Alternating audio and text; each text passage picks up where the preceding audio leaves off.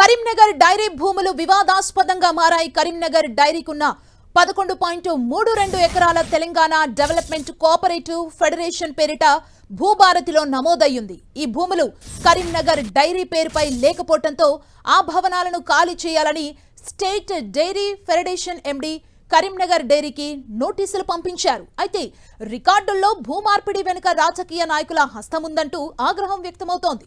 భూములు కరీంనగర్ డైరీ పేరుకు మార్చాలంటూ రైతులతో కలిసి కరీంనగర్ డైరీ చైర్మన్ రాజేశ్వరరావు ఆందోళన చేపట్టారు.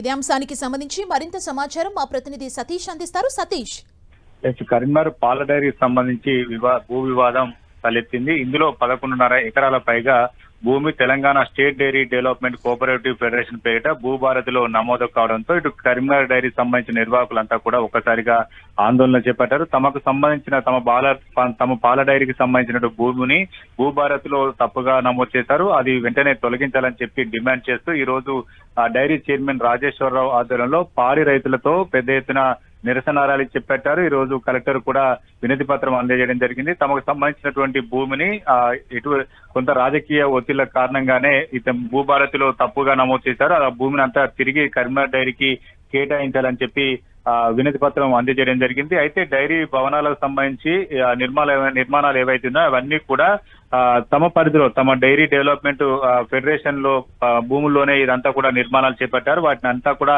వెంటనే ఖాళీ చేయాలని చెప్పి డైరీ సంబంధించిన ఫెడరేషన్ సంబంధించినటువంటి ఎండీ నోటీసులు జారీ చేయడం జరిగింది. దీంతో ఒక్కసారిగా డైరీ నిర్వాహకులంతా కూడా కొంత ఆందోళన వ్యక్తం చేస్తున్నారు. ఇంతకాలం పాడి రైతులతో ముందుకు సాగుతున్నటువంటి కరీంనగర్ డైరీ ఇప్పుడు తమకు సంబంధించినటువంటి కేటాయించినటువంటి భూమిని లాక్కునేటువంటి ఒక ప్రయత్నం జరుగుతుంది. ఇదంతా కూడా రాజకీయ కక్షతోనే ఇదంతా జరుగుతుందని చెప్పి ఆరోపణలు వ్యక్తమవుతున్నటువంటి పరిస్థితి.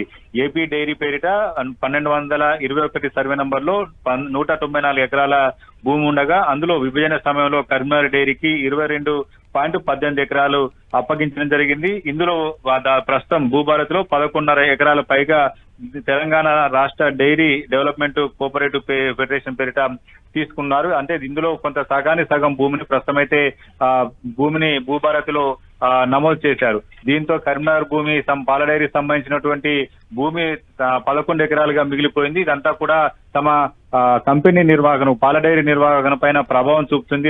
పాడి రైతులతో నిర్వహిస్తున్నటువంటి ఈ సమస్య పైన కొంత రాజకీయ కక్ష కొనసాగుతుంది. ఇటువంటి కక్ష కాకుండా డైరీ అభివృద్ధికి చేయూతను అందించాలని చెప్పి డైరీ చైర్మన్ రాజేశ్వరరావు కోరుతున్నారు. అయితే ప్రస్తుతం అయితే నోటీసులు ఇవ్వడం పట్ల ఇటు కొంత రైతుల్లో కావచ్చు డైరీ నిర్వాహకులలో కావచ్చు కొంత ఆందోళన మాత్రం వ్యక్తమవుతుంది. తమకు నోటీసులు ఇవ్వకుండానే రికార్డులు మార్చారని చెప్పి యాజమాన్యం ఆరోపిస్తుంది. మొత్తానికైతే ఈ భూ వివాదం మాత్రం చివరికి ఎటుదారు తీస్తుందో మాత్రం కొంత వేచి చూడాల్సింది. మొత్తానికైతే డైరీ సంబంధించిన భూ వివాదం రాజకీయంగా టర్న్ తీసుకునే అవకాశం మాత్రం కనిపిస్తుంది. సుమా, థ్యాంక్ యూ సతీష్.